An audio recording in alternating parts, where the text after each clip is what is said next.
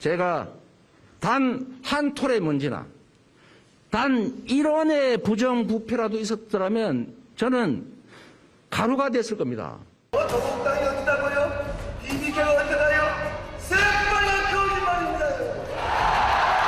이재명 지사는 2018년 5월 경기도지사 후보자 TV토론회에서 김영환 당시 바른미래당 후보의 형님을 정신병원에 입원시키려고 하셨죠? 라는 질문에 그런 일이 없다라고 답변했습니다. 하지만 실제로는 이 지사는 형에 대한 정신병원 강제 입원 절차를 진행한 사실이 있었고 1심은 무죄, 2심은 유죄로 판단이 달랐던 가운데 이 지사의 혐의 인정 여부는 대법관 사이에서도 의견이 팽팽히 갈렸다. 당초 이 지사 사건은 대법관 4명으로 구성되는 대법원 2부에 배당됐지만 소속 대법관들은 의견 합치를 이루지 못한 것으로 전해졌다. 8개월의 소부 심리 끝에 지난해 3월 대법원장과 대법관 전원이 참여하는 전원 합의체로 사건은 회부됐고 여기서도 의견은 또다시 갈렸다. 관행상 전원 합의체 판결 최종 합의에서 대법관들은 가장 후임 대법관부터 최선인 대법관의 순서로 자신의 의견을 표명하고 대법원장은 대법관들의 의견 표명이 모두 끝난 후에 의견을 표시하게 된다. 이 지사를 변호한 경력이 있어 사건을 회피한 김선수 대법관을 제외한 나머지 11명의 대법관 사이에서 파기환송 의견과 상고 기각 의견이 5대5로 맞선 상황. 여기서 당시 최선임 대법관이었던 권순일 전 대법관이 상고 기각 의견을 내며 무죄 의견이 앞서게 됐고 김명수 대법원장도 같은 의견을 내며 최종적으로 그해 7월 16일 파기환송 결론이 나왔다. 통상 대법원장은 다수 의견을 따르는 경우가 대부분이다. 때문에 의견이 동수로 갈린 상황에서 권 전 대법관의 의견이 사실상 전합 결론이 될 가능성이 높았기 때문에